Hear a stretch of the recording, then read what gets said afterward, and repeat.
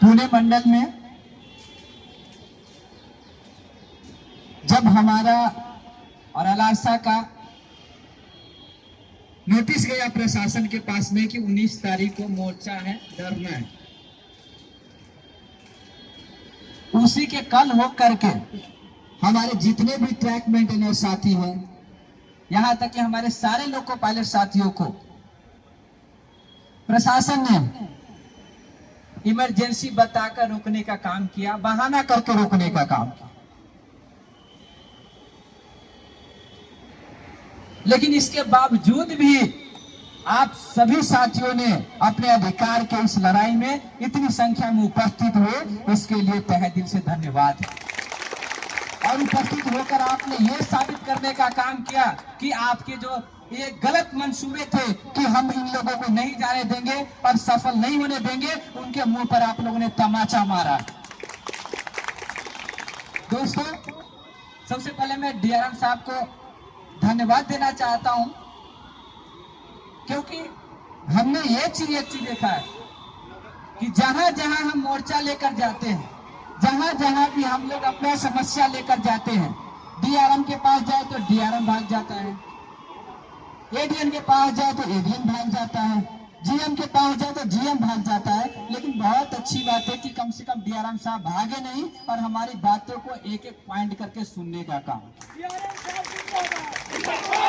लेकिन हम डीआरएम साहब को भी अब जिंदाबाद नहीं करने वाले हैं।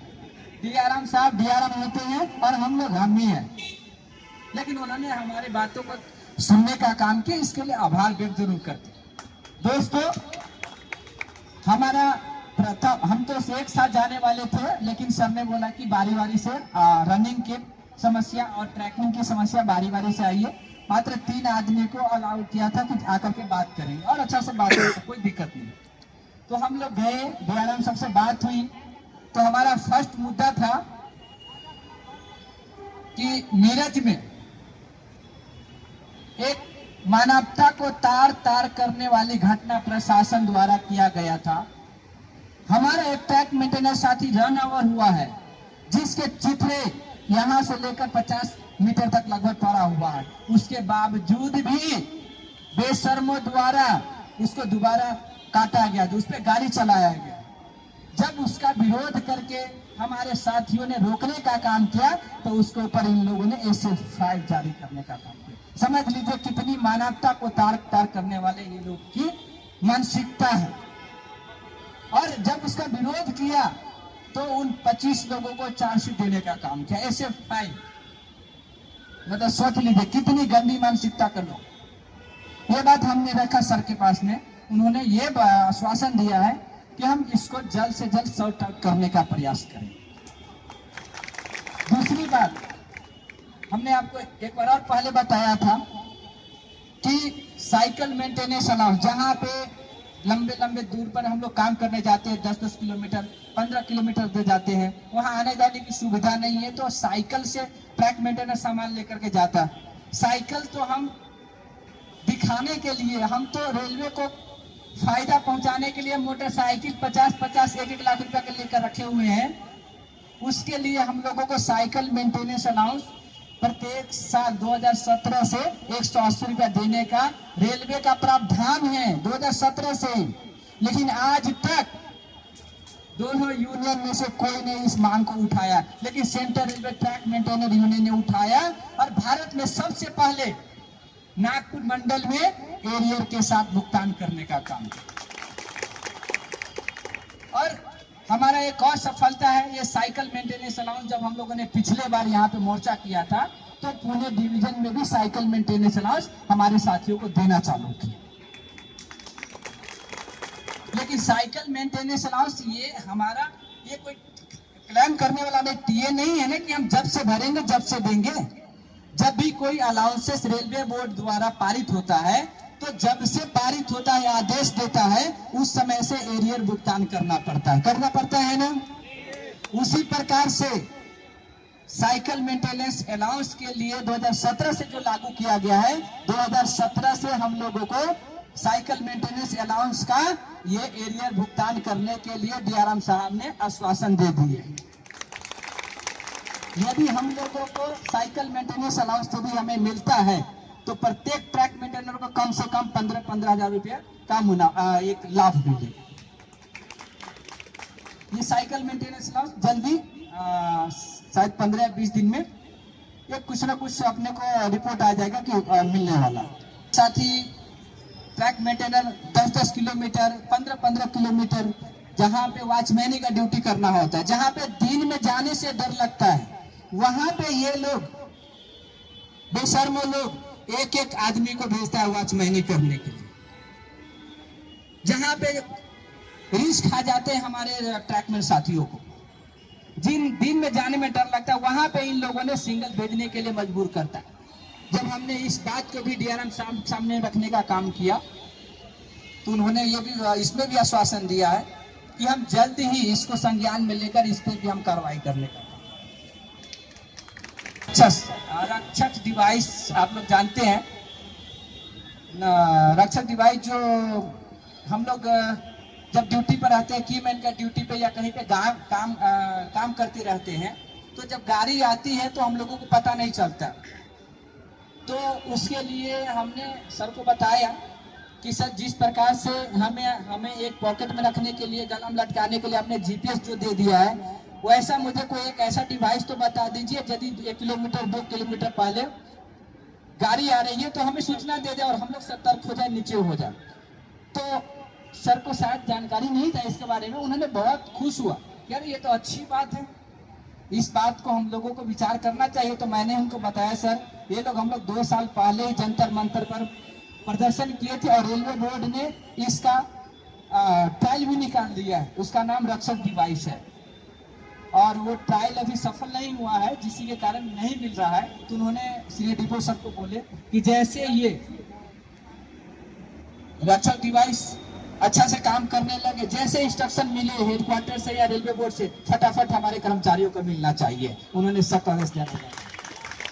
हमने और भी बता दे रहा ऑन रिकॉर्ड में, हमने इस बात को भी रखा दोस्तों कि 2400-2800 ग्रेड पे में जो ट्रैक मेंटेनर है उनको आप ऑफिसों में ऑफिस में तो बाद में बताया, पहले हमने बताया कि ट्रॉली में, तो उन्होंने बोला कि ट्रॉली किधर चलता है, तो हमने बोला कि ट्रॉली मैन का मतलब ट्रॉली मैन समझिए, ये साहब को बोतल पीछे पीछे लेकर पानी पिलाने वाले को हम लोग ट्रॉली मैन बोलते हैं यहाँ पे। मतलब कितना मूर्ख बनाए इन लोगों को। ये ट्रॉली मैन समझ रहे कि ट्रॉली मैन चलाने वाला, ये तो झोला ढुलवाने वाले को ट्रॉली मैन के यहाँ नाम दिया हुआ। तो हमने बताया कि सर जो लोग सीनियर है, वो सीनियर लोग जो जिनको प्रॉपर की मैन पे भेजना है उनको ट्रेनिंग दी जाती है, रेलवे बोर्ड का आदेश है और हेडक्वार्टर का आदेश है, उसके बावजूद भी ये लोग वैसे लोगों को ऑफिसों में रखे हुए हैं, उन्हें ट्रॉली मैन के रखे हुए हैं। हम ये नहीं बोलते कि ट्रॉली मैन मत रखो, आप रखो सुरक्षा के लिए, आप ऑफिस में रखो, लेकिन जूनियर को रखो ना और सीनियर को की मैन के काम पर भेजो ताकि अच्छा से तो निरीक्षण कर सके। पता है ना एक दुर्घटना होती है तो कितने को जान जाता है, हा? तो उन्होंने इस बात पे भी एग्री हुए कि हम इस पे भी चर्चा का जो भी समस्या इस पर हम संज्ञान लेंगे डिवीजन से, ऐसा होगा तो हम लोग इस पर सॉल्यूशन करने का प्रयास। वॉचमैन ही हो गया, फिर कीमैन का बीट, कीमैन के बीट में भी हमने चर्चा किया। कीमैन के बीट में जो रेगुलर है, जो मैनुअल के अनुसार है, उस पर भी पुनर्विचार किया जाएगा। मतलब बहुत अच्छे से हमारी सारी बातों को सुनने का काम किए, लेकिन दुर्भाग्य की बात यह है दोस्तों, जिसके अंदर हम लोग काम करते हैं, जिसके छत्र छाया में काम करते हैं, जिसको बोलते हैं इंजीनियरिंग डिपार्टमेंट, बड़े दुख की बात होती है कि ऐसे कैडर के हम अंदर नीचे काम कर रहे हैं जिसका हमारा जो सीनियर है, हमारे सीनियर डीएन को है, डीएन है, वो एक भी उपस्थित नहीं रहे। कितने विशर्म की बात है, सोचिए आज ट्रैक मेंटेनर का शोषण कौन कर रहा है? यदि हमारा सीनियर, यदि हमारे गार्जियन अच्छा रहेगा तो क्या किसी को बच्चे को कोई परेशान कर सकता है?